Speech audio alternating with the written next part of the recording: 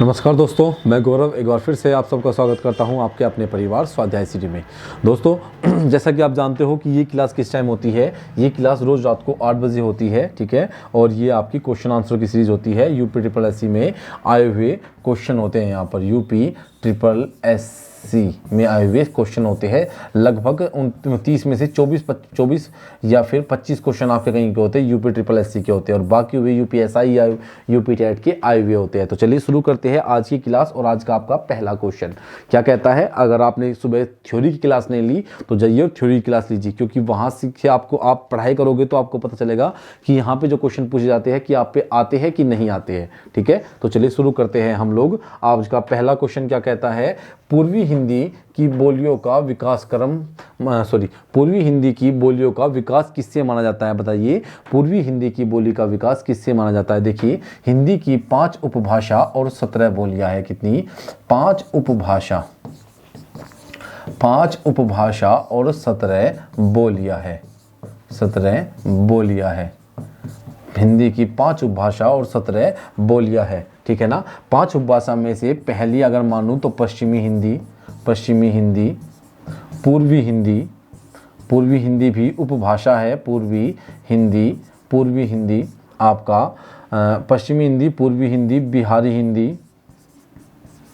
बिहारी आपकी, राजस्थानी और पहाड़ी। क्या हुआ? और पहाड़ी। तो 1 2 3 4 5 कितनी उपभाषा हो गई। और इनकी कितनी, हिंदी की कितनी उपभाषा है। हिंदी की 5 उपभाषा और 17 बोलियां है, जिसमें से पूर्वी हिंदी एक उपभाषा वर्ग है, जिसके अंतर्गत आती है आपकी 3 बोलियां। कौन कौन सी? आपकी ए बी सी। देखिए ये है ना, ए बी सी, अर्थात अवधी, बघेली, छत्तीसगढ़ी, ये पूर्वी हिंदी के अंतर्गत मानी जाती है। इसने क्या कहा है कि पूर्वी हिंदी का विकास किससे माना जाता है। शोर से यानी अपभ्रंश से, मागधी से, अर्धमागधी से, या फिर आपका किससे? नागर अपभ्रंश से। तो देखिए, कुल अपभ्रंश कितने हैं। अगर अपभ्रंश की बात करता हूं तो कुल अपभ्रंश है 7। कितने हैं? कुल अपभ्रंश कितने हैं? 7 है, जिसमें से आपका अर्धमागधी भी एक अपभ्रंश है। अर्धमागधी, जिससे आपका पूर्वी हिंदी का विकास हुआ है। अगर शोर सैनी की बात करूं तो शोर सैनी से आपका हिंदी का विकास हुआ है। अगर मागधी की बात करूं तो मागधी से आपका बिहारी हिंदी का विकास हुआ है। किसका? बिहारी हिंदी का विकास हुआ है, ठीक है। तो आपका राइट आंसर क्या हो जाएगा? अर्धमागधी अपभ्रंश से पूर्वी हिंदी का विकास हुआ है। किसका? पूर्वी हिंदी का। तो क्वेश्चन नंबर 1 का राइट आंसर क्या हो जाएगा? सी हो जाएगा। क्या हो जाएगा? सी हो जाएगा। क्वेश्चन नंबर 2 देखते हैं। हिंदी का मानक रूप किस भाषा से विकसित हुआ है। बताइए, हिंदी का मानक रूप किस भाषा से विकसित हुआ है। नंबर 1 खड़ी बोली, अवधी, ब्रजभाषा या फिर मालवी। बताइए कौन सी भाषा होगी आपकी। ऑप्शन नंबर ए आपका खड़ी बोली, अवधी, ब्रजभाषा या मालवी। हिंदी का मानक रूप किस भाषा से विकसित हुआ है। किससे हुआ है? ऑप्शन नंबर ए आपका क्या हुआ? खड़ी बोली। क्या हुआ आपका आंसर? आपका आंसर होता है ऑप्शन नंबर ए, खड़ी बोली। अब क्वेश्चन नंबर 3 को देखते हैं। पूर्वी हिंदी का विकास किस अपभ्रंश से माना जाता है। मैंने बताया था कि अपभ्रंश की संख्या कितनी है। अपभ्रंश की संख्या है 7।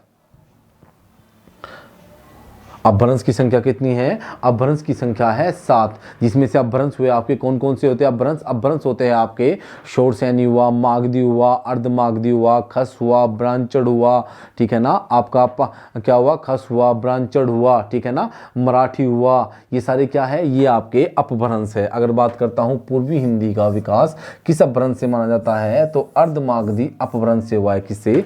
अर्धमागधी अपभ्रंश से। पूर्वी हिंदी के अंतर्गत कितनी बोली आती है? 3 आती है, A B C. Awadhi,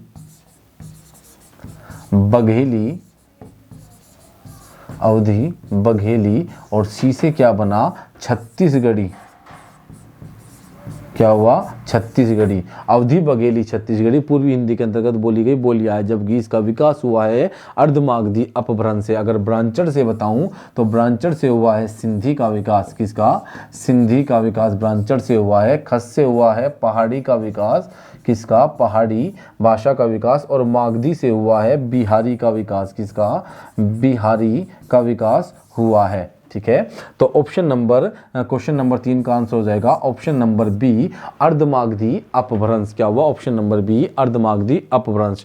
question number 4, पश्चिमी हिंदी की सर्वाधिक प्रमुख बोली इनमें से कौन सी है? देखिए, पश्चिमी हिंदी की सबसे ज्यादा प्रमुख बोली कौन सी है आपकी? ब्रजभाषा, खड़ी बोली, बुंदेली या फिर आपका बांगरू। क्या होती है? बुंदेली या फिर आपका बांगरू होती है। और क्वेश्चन नंबर ए, ब्रजभाषा, खड़ी बोली, बुंदेली या बांगरू कौन सी है आपकी पश्चिमी हिंदी की सर्वाधिक प्रमुख बोली कौन सी है? देखिए, ब्रजभाषा, खड़ी बोली, बुंदेली, बांगरू। अब पश्चिमी हिंदी की बात करूं तो पश्चिमी हिंदी के अंतर्गत आती है आपकी कौन कौन सी बोली? कब और है। कन्नौजी, बुंदेली, खड़ी बोली, ब्रजभाषा, हरियाणवी को क्या कहा जाता है? वांगरू भी कहा जाता है। तो कौन सी है आपकी? ब्रजभाषा। ऑप्शन नंबर ए इसका राइट आंसर क्या हो जाएगा? Option number A. खड़ी बोली इसलिए नहीं है क्योंकि ब्रजभाषा में बहुत ज़्यादा रचनाओं का विकास हुआ है। क्या आपका मथुरा वाले क्षेत्र की जो भाषा होती है, अगर मैं बात करता हूँ मथुरा वाले रीजन की बात करता हूं तो ये बोली आपकी कहाँ पे बोली जाती है? मथुरा वाले क्षेत्र में ब्रज भाषा बोली जाती है। इसमें आपका बहुत सारी रचनाओं का विकास हुआ है, इसलिए ये सर्वाधिक प्रमुख बोली मानी जाती है पश्चिमी हिंदी की। अगर बात करता हूं मैं, ब्रज भाषा का क्षेत्र कौन सा नहीं है? बताइए, ब्रज भाषा का क्षेत्र कौन सा नहीं है? अब जो भी ब्रज है उसे बहुत अच्छे से इसका आंसर पता होगा। धौलपुर, सुरगुजा, मथुरा या आगरा। बताइए, आपका ब्रज भाषा का क्षेत्र कौन सा नहीं है? धौलपुर, सरगुजा, मथुरा या आगरा। तो देखिए, धौलपुर, सरगुजा, मथुरा, आगरा। तो ऑप्शन नंबर ए धौलपुर में बोली जाती है, मथुरा में और आगरा में बोली जाती है। लेकिन ऑप्शन नंबर बी, सरगुजा, क्या सरगुजा में नहीं बोली जाती? क्या सरगुजा में आपकी ब्रजभाषा नहीं बोली जाती? तो 5 का राइट आंसर क्या हो जाएगा? ऑप्शन नंबर बी हो जाएगा। छठे क्वेश्चन की बात करते हैं, ब्रज भाषा है। बताइए, छठा क्वेश्चन कहता है कि ब्रज भाषा है आपकी पूर्वी हिंदी की, आपकी पश्चिमी हिंदी की, बिहारी हिंदी की या पहाड़ी हिंदी की है? बताइए किसकी है? पूर्वी हिंदी, पश्चिमी हिंदी, बिहारी हिंदी या पहाड़ी हिंदी। देखिए, पूर्वी हिंदी की बात करता हूं तो इसमें है आपकी ए, बी, सी, अवधी, बघेली, छत्तीसगढ़ी।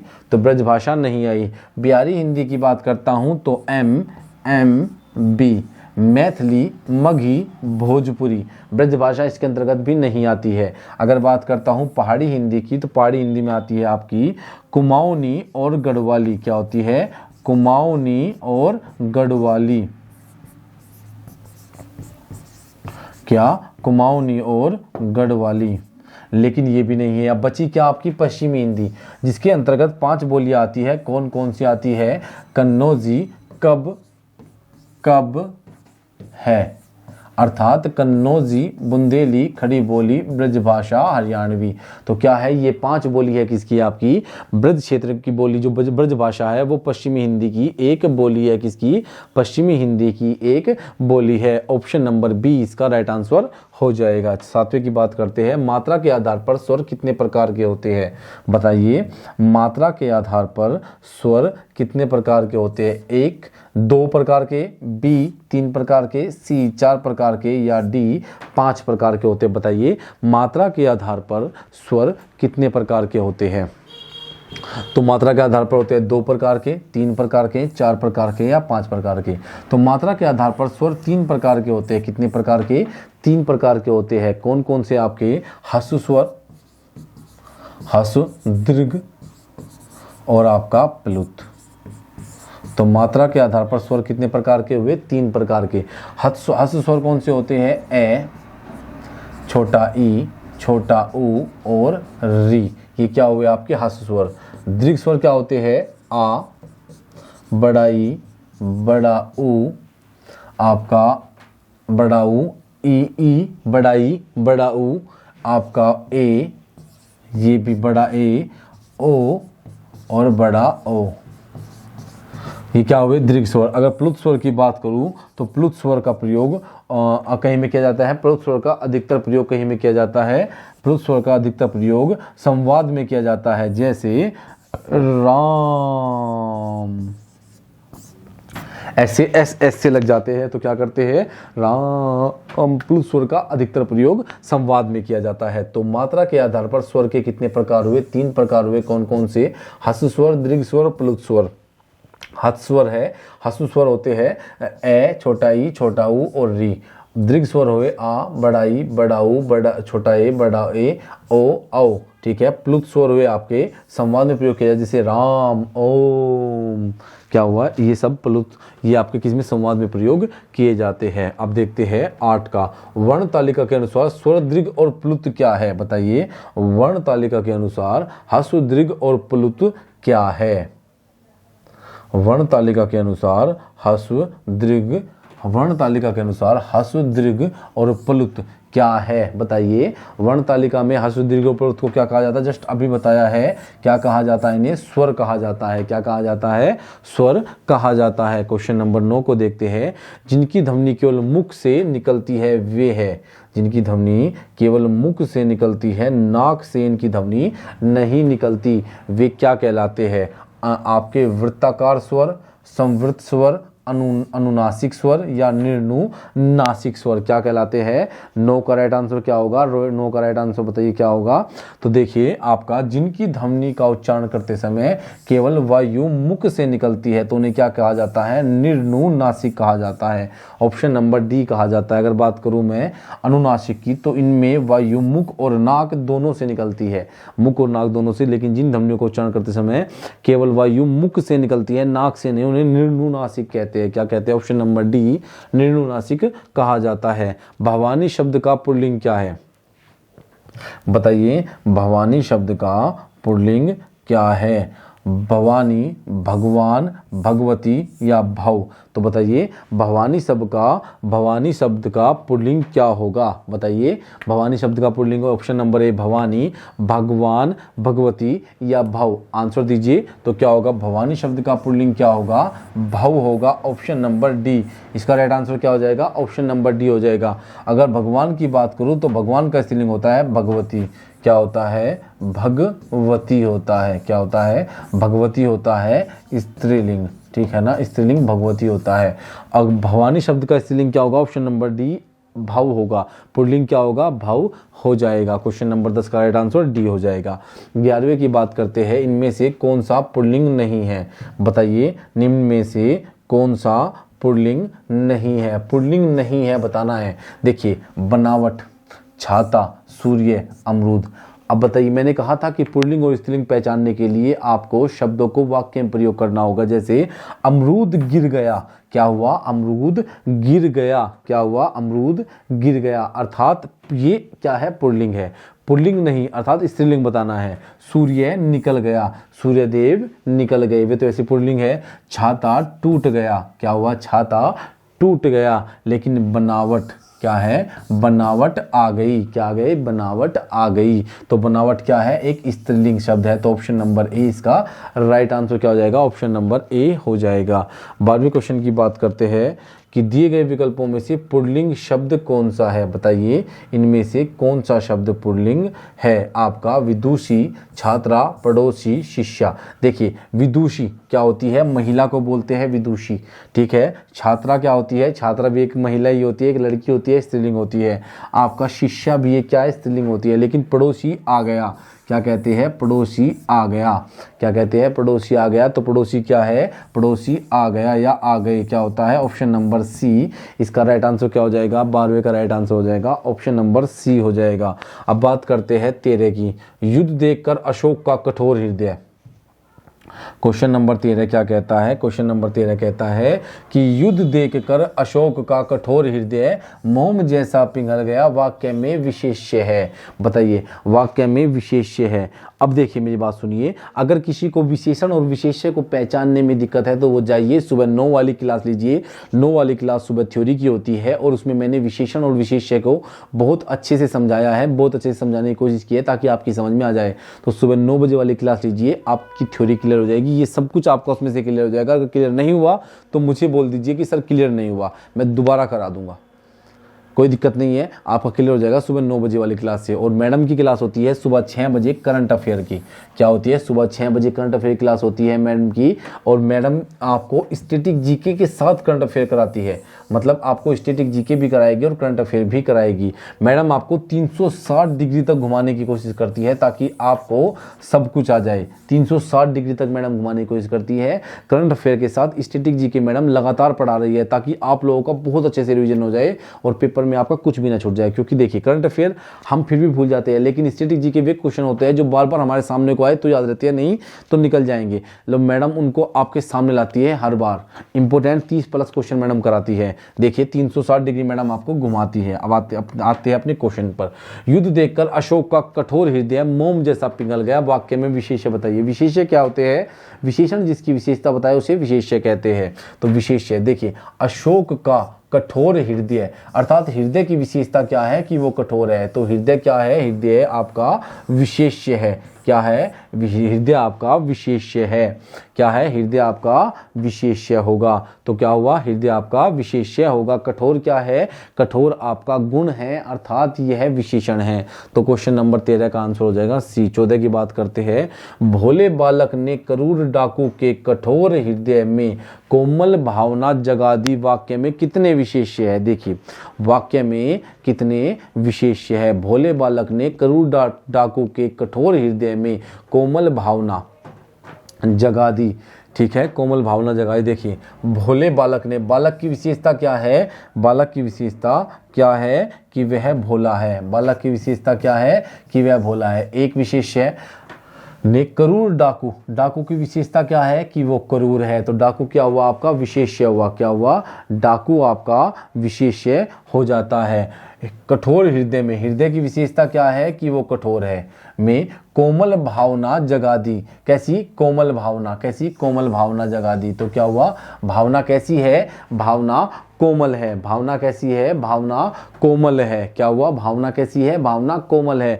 अर्थात भावना की विशेषता क्या है कि वह कोमल है। जगा दी। तो कितने हुए? 1, 2, 3 और 4 विशेष्य कितने हुए?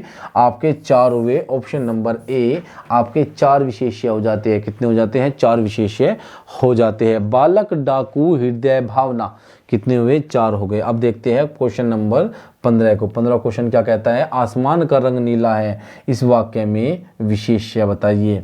इस वाक्य में विशेष्य पहचानिए कि आसमान का रंग नीला है। भाई विशेषण जिसकी विशेषता बताए उसे विशेष्य कहते हैं और आपके संज्ञा और सर्वनाम की विशेषता बताने वाले शब्दों को विशेषण कहते हैं। अब देखिए आसमान का रंग नीला है। आसमान की विशेषता क्या है कि वो नीला है। क्या है? नीला। तो आसमान क्या हुआ? आसमान आपका विशेष्य हुआ। क्या हुआ?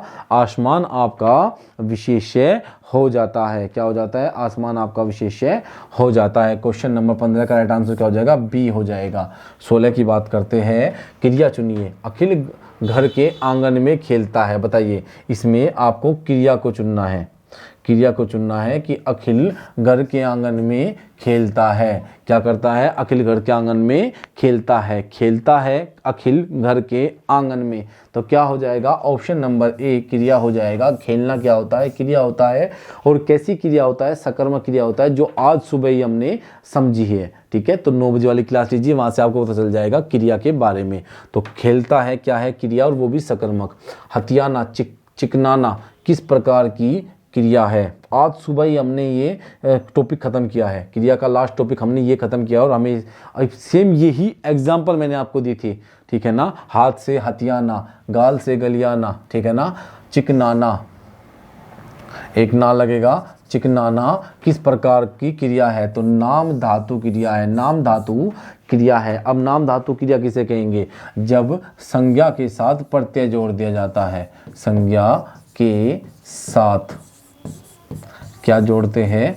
प्रत्यय जोड़कर नाम धातु, प्रत्यय जोड़कर नाम धातु क्रिया बनती है। नाम धातु क्रिया बनती है। प्रत्यय के साथ, संज्ञा के साथ प्रत्यय जोड़ने पर क्या बनती है? नाम धातु क्रिया बनती है। तो ऑप्शन नंबर ए 17वें का राइट आंसर क्या हो जाएगा? ऑप्शन नंबर ए नाम धातु क्रिया। क्रिया के क्रिया के जिस रूप से वर्तमान में क्रिया के होने का संदेह है, क्रिया के जिस रूप में वर्तमान में क्रिया के होने का संदेह है वह क्रिया संदर्भ में कहलाती है संभाव्य भविष्यकाल, संदिग्ध भविष्यकाल, संदिग्ध वर्तमान काल या अपूर्ण वर्तमान काल। तो बताइए आपका क्या हो जाएगा, 18वें का राइट आंसर क्या हो जाएगा। देखिए, क्रिया के जिस रूप से वर्तमान में क्रिया के होने का संदेह होता है, वर्तमान में क्रिया के होने का संदेह होता है, वह क्रिया क्या कहलाती है, संदिग्ध वर्तमान काल कहलाती है। क्या संदिग्ध वर्तमान काल कहलाएगी कि शायद वह आया होगा, क्या होगा, वह आता, वह शायद वह आया होगा। तो क्या होगा आपका वर्तमान काल, संदिग्ध वर्तमान काल कहलाएगी। अधिकरण, क्या अधिकरण क्या कहता है, अधिकरण कारक के चिन्ह हैं। बताइए अधिकरण कारक का चिन्ह क्या है। देखिए, कर्ता ने कर्म को करण से संप्रदान को के लिए अपदान से अलग होने के अर्थ में संबंध का की के अधिकरण में पर, तो क्या हुआ, अधिकरण में और पर इसके कारक चिन्ह है। क्या है, अधिकरण और में पर। जहाँ पर समय की बात की जाएगी या फिर स्थान की बात की जाएगी, स्थान की बात की जाएगी, वहाँ पर क्या होगा, अधिकरण तत्पुरुष समास होगा। और में और पर इसके कारक चिन्ह है। क्या है, में और पर इसके कारक चिन्ह है।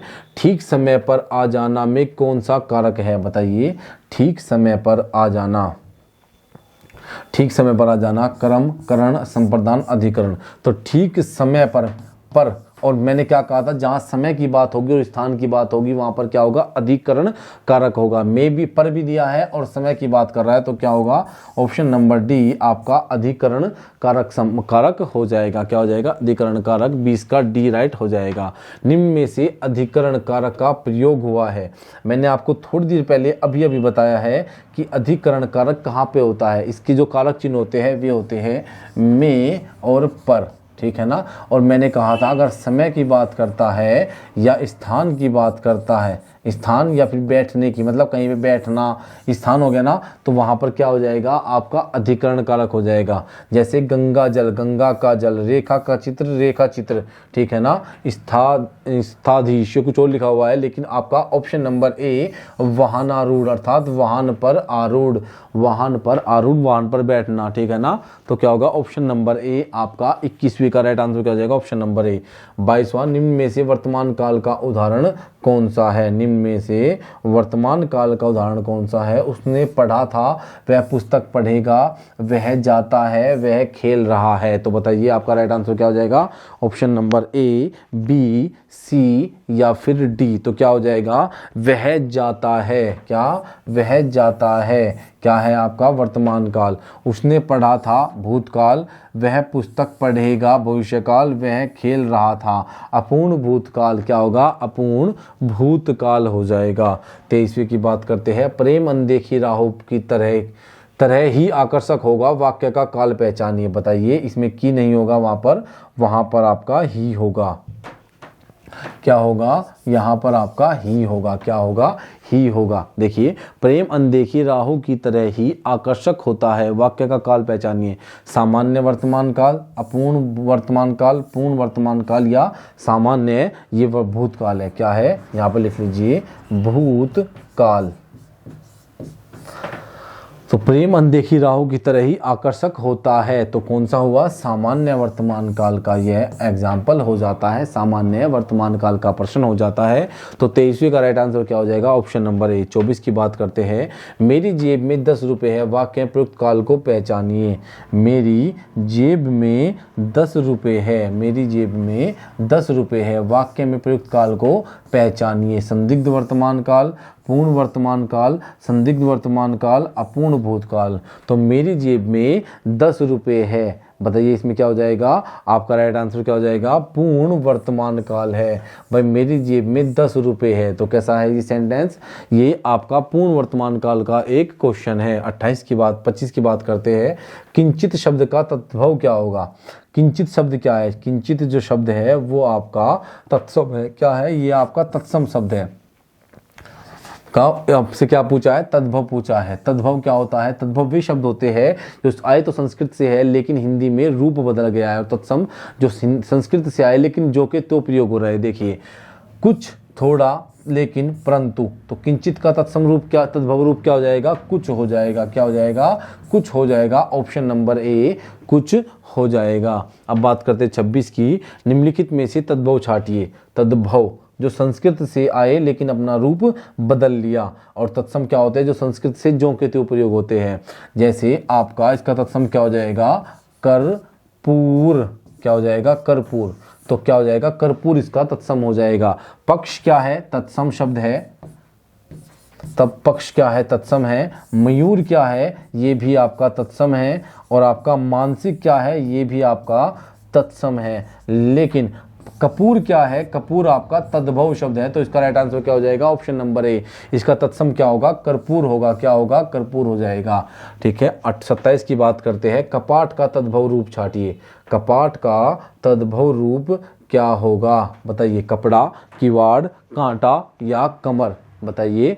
कपड़ा, किवाड़, कांटा या कमर? देखिए, कपड़ा का, कपड़े का तत्सम रूप क्या हो जाएगा? करपट हो जाएगा। करपट। तो ये तो क्या हुआ? ये तद्भव है। हमसे क्या पूछा? तद्भव शब्द बताना किसका? कपाट का। अब कपड़े का तो तत्सम रूप करपट हो जाएगा, लेकिन कपाट का क्या हो जाएगा? कपाट का क्या हो जाएगा? आपका किवाड़ हो जाएगा। Option number B. इस क्वेश्चन का राइट आंसर क्या हो जाएगा? ऑप्शन नंबर बी हो जाएगा। कपाट का तद्भव शब्द क्या होगा? कपाट का तद्भव शब्द होगा किवाड़। क्या होगा? किवाड़। ऑप्शन नंबर बी किवाड़ हो जाएगा। कपाट का तद्भव शब्द क्या होगा? किवाड़। किवाड़ हो जाएगा कपाट का तद्भव रूप। ठीक है। अब बात करते हैं 28वें क्वेश्चन की। जड़ का विलोम क्या है? बताइए। जड़ का विलोम क्या हो जाएगा? जड़। जड़, जल, मूर्ख, विद्वान या चेतन? जड़ का विलोम पूछा है आपसे। क्या पूछा है? जड़ का अर्थ क्या होता है? जो एक स्थान पर स्थिर हो। एक स्थान पर स्थिर हो, स्थिर रहने वाला। बिल्कुल एक जगह, जैसे पेड़ जड़ है, बिल्कुल एक जगह जड़ है। जब तक कोई बाहरी फोर्स नहीं लगेगा वो नहीं लेंगे। अगर मैं कहूँ, कहते हैं ना, जब चुप होकर बैठे तो कोई बच्चा की जड़ मत बन, बोल कुछ। जड़ का मतलब होता है बिल्कुल स्थिर हो जाना। ठीक है ना। जबकि आपका जड़ का जो वो हो जाएगा, विलोम हो जाएगा, वो हो जाएगा चेतन। क्या हो जाएगा? चेतन। विद्वान का क्या हो जाएगा? उल्टा मूर्ख हो जाएगा। क्या हो जाएगा? मूर्ख हो जाएगा। ठीक है ना। और जल का क्या हो जाएगा? अग्नि हो जाएगा। क्या हो जाएगा? जल का अग्नि हो जाएगा। और विद्वान का मूर्ख और जड़ का चेतन हो जाएगा विलोम। ठीक है ना। तो 28वां क्वेश्चन डी हो जाएगा आंसर। सॉरी, ये 29वां क्वेश्चन है। सॉरी, ये 29 क्वेश्चन है। ये गलती से 19 लिखा गया है यहाँ पे। ये आपका कैसा क्वेश्चन है? कौन सा क्वेश्चन है? ये आपका 29वां क्वेश्चन है। कैकवा 29वां क्वेश्चन है। वह श्रेष्ठ उपासक है। बताइए। वह श्रेष्ठ उपासक है में विशेष्य क्या है? देखिए, विशेष्य जिसकी विशेषता बताई जाती है। तो उपासक की विशेषता है कि वह श्रेष्ठ है। तो उपासक क्या हुआ आपका? उपासक की विशेषता है, उपासक की विशेषता है कि वह श्रेष्ठ है। तो उपासक क्या हुआ? विशेष्य हुआ। तो ऑप्शन नंबर सी 29वें क्वेश्चन का राइट आंसर क्या हो जाएगा? ऑप्शन नंबर सी 29वें क्वेश्चन का राइट आंसर हो जाएगा। Option number C. अब बात करते हैं क्वेश्चन नंबर 30 की। अयोगवाह कहा जाता है। बताइए किसे? अयोगवाह किसे कहा जाता है? विसर्ग को, महाप्राण को, संयुक्त व्यंजन को या अल्प प्राण को? अयोगवाह किसे कहा जाता है? विसर्ग को कहा जाता है। किसे कहा जाता है? विसर्ग को अयोगवाह कहा जाता है। दोस्तों, आपकी क्लास को 30 क्वेश्चन थे, कंप्लीट हो गए हैं।